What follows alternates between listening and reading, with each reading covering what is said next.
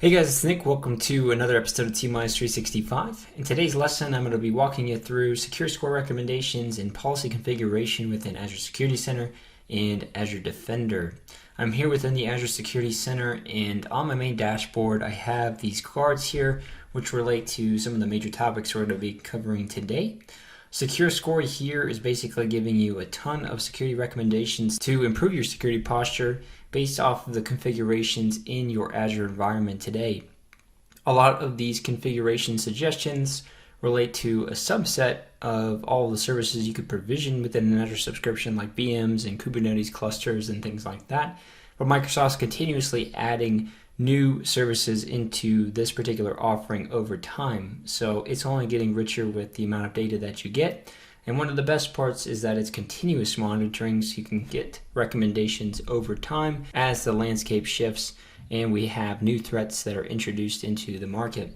So here, the secure score is basically saying that you have a certain amount of points that you could reach to reach your maximum level of the security recommendations that they're providing. So ideally, you should be trying to bump this score up continuously as you get the recommendations coming through. Now, not in all cases are you going to be able to configure all these controls because it will inhibit productivity or it doesn't match with the architecture that you currently have for your organization, but that's okay. We'll be walking through how you can exempt some of those recommendations as well too. So you're at least checking them off the box that you reviewed them and it's not a good fit for the organization, but you have at least evaluated it for your company.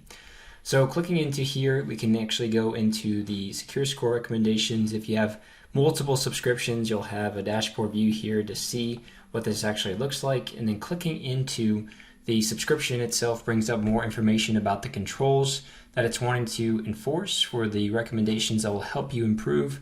They've automatically prioritized this with the most effective, in their opinion, the most effective security recommendations to improve your posture in the tenant.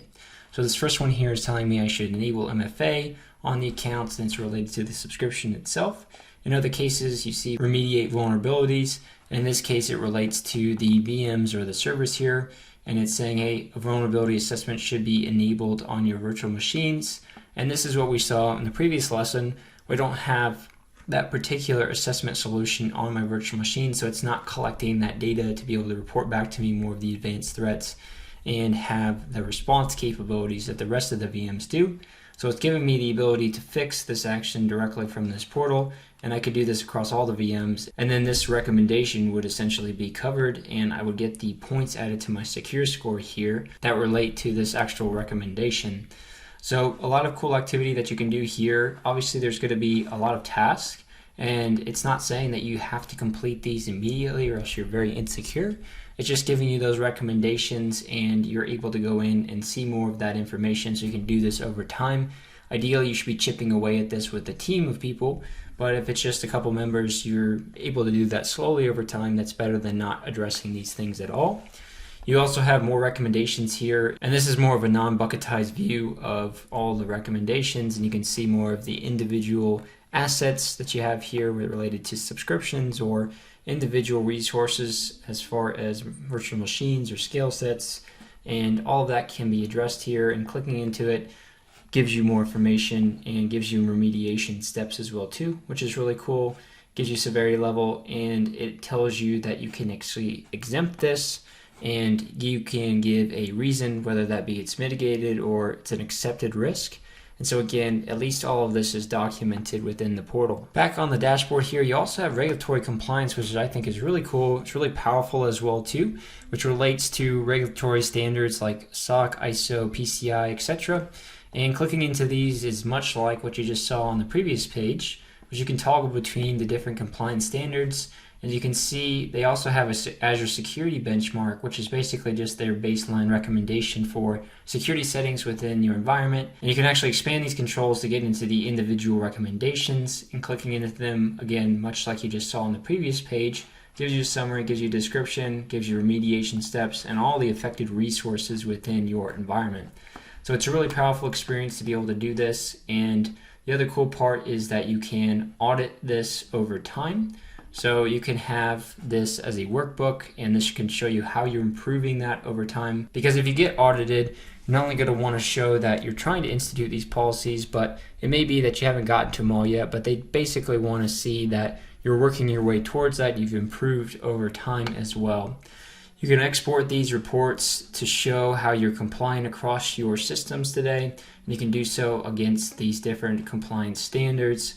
And they mimic what we just saw there, where you have a base level criteria and then the controls and folding into how it relates to the scope of the resources within your environment. So lots of really cool information here. I really suggest walking through that and improving the compliance score over time, even if you don't have to meet certain regulatory standards. SOC is an industry standard that you can really use, so is ISO and PCI. If you want to add more regulatory compliance controls here and standards, you can go under the security policy section. You can click into your subscription. And here you have, your base level default security center policy, which has a ton of audit policies. And you could come in here and exempt some or deny some at a global scope, so it's not applying to any of the resources over time. And then from here you could also add more standards here for compliance, and they do have a complete list here, and they span across different countries, but also certain standards like NIST, for instance, which is widely used, or even HIPAA or high trust as well, which is great for healthcare firms.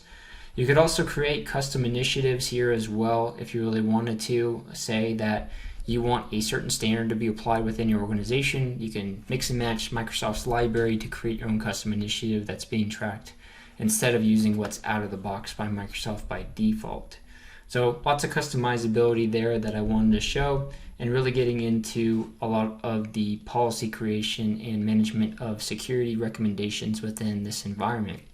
That's everything I wanted to showcase for you guys in today's video. Stay tuned for my next lesson. We'll be walking through triaging security alerts and incidents within Azure Security Center and Azure Defender. Thanks guys, have a great day.